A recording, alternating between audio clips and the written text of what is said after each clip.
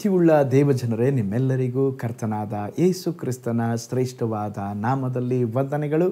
Shalom, ನಿಮಗೆ ಸಮಾಧಾನವಾಗಲಿ. ಈ ದಿನ ದೇವರ ವಾಕ್ಯದ ಜ್ಞಾನಕ್ಕಾಗಿರುವಂಥ ವಿಷಯ, ನಂಬಿಕೆಯಿಂದ ಎಲ್ಲವೂ ಸಾಧ್ಯ. ಅದಕ್ಕೆ ಆಧಾರವಾಗಿ ಮಾರ್ಕನ ಬರೆದ ಸುವಾರ್ತೆ 9ನೇ ಅಧ್ಯಾಯ 23ನೆಯ ವಚನ.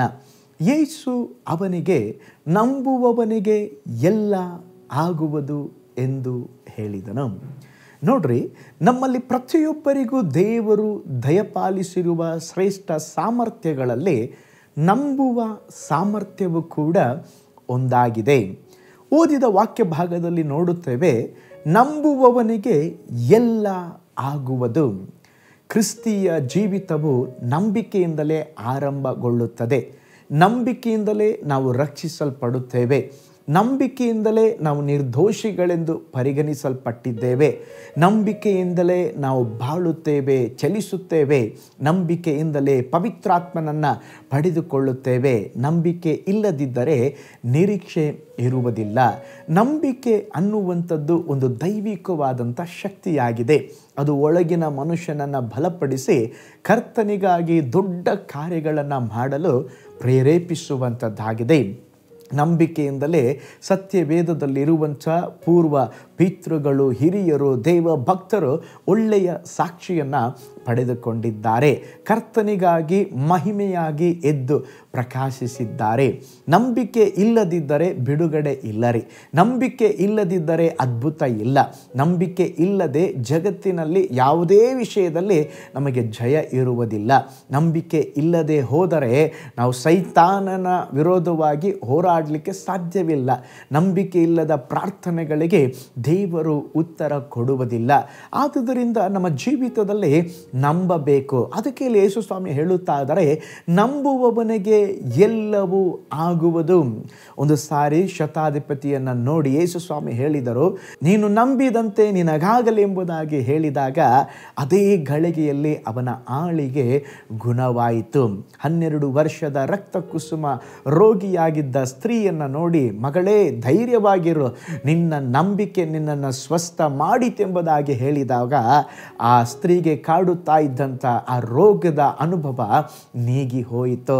ನೋಡ್ರಿ, ಒಂದು ಸಾರಿ 2 ಕುರುಡರು ಯೇಸುವಿನ ಬಳಿಗೆ ಬಂದು, ಸ್ವಾಮಿ ನಮಗೆ ಕಣ್ಣು ಕಾಣಬೇಕು, ಒಂದು ಅದ್ಭುತ ಮಾಡ್ರಿ ಎಂಬುದಾಗಿ ಹೇಳಿದಾಗ, ನಾನು ಅದನ್ನು ಮಾಡ್ತೀನಿ ಎಂಬುದಾಗಿ ನಂಬುತ್ತೀರೋ ಎಂಬುದಾಗಿ ಕೇಳಿದಾಗ, ಹೌದು ಸ್ವಾಮಿ ನಂಬುತ್ತೇವೆ ಎಂಬುದಾಗಿ ಹೇಳಿದಾಗ, ಕಣ್ಗಳನ್ನು ಮುಟ್ಟಿ ನೀವು ನಂಬಿದಂತೆ ನಿಮಗಾಗಲಿ ಎಂಬುದಾಗಿ ಹೇಳಿದಾಗ ಅವರಿಗೆ ಕಣ್ಗಳು ಬಂದವು. ಪ್ರೀತಿಯುಳ್ಳ ದೇವಜನರೇ, ನಾವು ನಂಬುವುದಾದರೆ ದೇವರು ಕ್ರಿಯೆ ಮಾಡುತ್ತಾರೆ.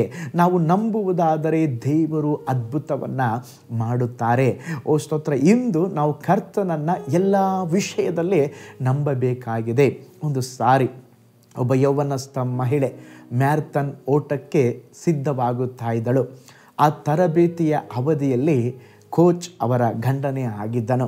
ಅವನು ಯಾವಾಗಲೂ ಅವಳ ಹೆಂಡತಿಯನ್ನು ನೋಡಿ, ಓಟವನ್ನು ಗೆಲ್ಲಲು ಸ್ವಲ್ಪ ದೂರವೇ ಇದೆ, ಓಡುತ್ತಲೇ ಇರು, ಇದು ನಿನಗೆ ಸಾಧ್ಯವಾಗುತ್ತೆ, ನಿನ್ನ ಕೈಯಿಂದ ಸಾಧ್ಯ, ನೀನು ಗೆಲ್ಲಬಹುದು, ನೀನು ಗೆಲ್ಲಬಹುದು, ನೀನು ಗೆಲ್ಲಬಹುದು ಎಂಬುದಾಗಿ ತಿರುಗಿ ತಿರುಗಿ ಹೇಳುತ್ತಾ ಇದ್ದ. ಕೊನೆಗೆ ಆ ಮ್ಯಾರಥಾನ್ ಓಡುವ ದಿನ ಬಂದಾಗ ಅವಳು ಸಿದ್ಧವಾಗಿ ಓಡುವುದಕ್ಕೆ ಆರಂಭಿಸಿದಳು.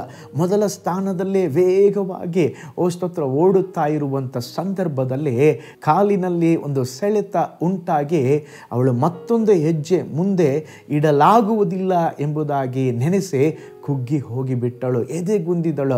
ಆದರೆ ಅವಳ ಗಂಡನು ಹೇಳಿದಂಥ ಮಾತು, ನಿನ್ನಿಂದ ಸಾಧ್ಯ, ನೀನು ನಂಬು, ನೀನು ಗೆದ್ದೇ ಗೆಲ್ಲುವೆ, ಓಡು, ಸ್ವಲ್ಪ ದೂರನೇ ಇದೆ. ಆ ಮಾತುಗಳು ಪ್ರತಿಧ್ವನಿಸಿದಾಗ ಅವಳಲ್ಲಿ ಒಂದು ಹೊಸ ಬಲ ತುಂಬಿ ಆ ನೋವಿನ ಮಧ್ಯದಲ್ಲಿ ಸಹ ಓಡಿ ಹೋಗಿ ಮೊದಲ ಸ್ಥಾನವನ್ನು, ಪ್ರಥಮ ಸ್ಥಾನವನ್ನು ಪಡೆದುಕೊಂಡಳು. ಪ್ರೀತಿಯುಳ್ಳ ದೇವಜನರೇ, ಇವತ್ತು ನಮ್ಮ ಜೀವಿತದಲ್ಲಿ ಸಹ ದೇವರು ಹೇಳುತ್ತಾ ಇದ್ದಾರೆ, ಕಷ್ಟ ನಷ್ಟಗಳ ಮಧ್ಯದಲ್ಲಿ, ರೋಗಗಳ ಮಧ್ಯದಲ್ಲಿ, ಸಮಸ್ಯೆಗಳ ಮಧ್ಯದಲ್ಲಿ, ಸಾಲಗಳ ಮಧ್ಯದಲ್ಲಿ ನಾವಿರುವಾಗ, ಮಗನೇ ನನ್ನನ್ನು ನಂಬುವವನಿಗೆ ಎಲ್ಲ ಆಗುವುದು. ನಂಬುವಾಗ ಅದ್ಭುತ ನಿಮ್ಮದಾಗುವುದು. ಹಾಗಾದರೆ ಈ ದಿನ ಕರ್ತನನ್ನು ನೋಡಿ ಹೇಳಿ, ಸ್ವಾಮಿ ನಾನು ನಿನ್ನನ್ನು ನಂಬುತ್ತೇನೆ, ನನ್ನ ಜೀವಿತದಲ್ಲಿ ಒಂದು ಬಿಡುಗಡೆಯನ್ನು ಕೊಡ್ರಿ. ಪ್ರಾರ್ಥನೆ ಮಾಡಿಕೊಳ್ಳೋಣ. ಕಣ್ಗಳನ್ನು ಮುಚ್ಚಿ, ಸ್ವಾಮಿ ನಾನು ನಂಬುತ್ತೇನೆ, ನನಗೆ ಒಂದು ಸೌಖ್ಯಕ್ಕಾಗಿ ನಿನ್ನನ್ನು ನಂಬುತ್ತೇನೆ, ಬಿಡುಗಡೆಗಾಗಿ ನಿನ್ನನ್ನು ನಂಬುತ್ತೇನೆ.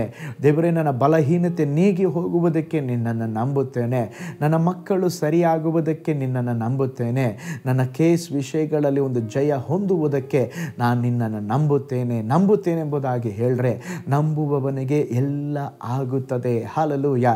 ನೀವು ನಂಬುವಾಗಲೇ ಈ ಕ್ಷಣವೇ ನಿಮ್ಮ ಜೀವಿತದಲ್ಲಿ ಒಂದು ಅದ್ಭುತ ನಡೆಯುವಂಥದ್ದಾಗಿದೆ. ಹಲ್ಲೆಲೂಯಾ. ಪ್ರಾರ್ಥನೆ ಮಾಡಿಕೊಳ್ಳೋಣ.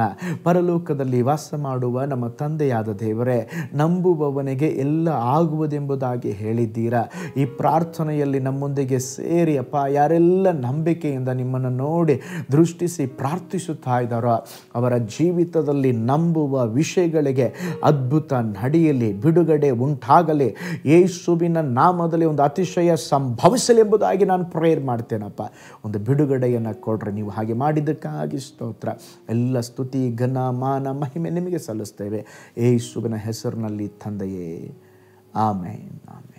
Price the Lord. ಹಾಗಾದರೆ ಎಲ್ಲ ವಿಷಯಗಳಲ್ಲಿ ದೇವರನ್ನು ನಂಬ್ರಿ. ದೇವರು ನಂಬುವಾಗ ನಿಮ್ಮ ಜೀವಿತದಲ್ಲಿ ಅದ್ಭುತವನ್ನು ಮಾಡುತ್ತಾರೆ. ಕರ್ತನು ನಿಮ್ಮನ್ನು, ನಿಮ್ಮ ಕುಟುಂಬಗಳನ್ನು ಬ್ಲೆಸ್ ಮಾಡಲಿ. ನಾಳೆ ಮತ್ತೊಂದು ದೈನಂದಿನ ಧ್ಯಾನದಲ್ಲಿ ನಾನು ನಿಮ್ಮನ್ನು ಸಂಧಿಸ್ತೇನೆ. ನಾನು ನಿಮ್ಮ ಪ್ರೀತಿಯ ಸೇವಕ pastor Paul Joy. God bless you all.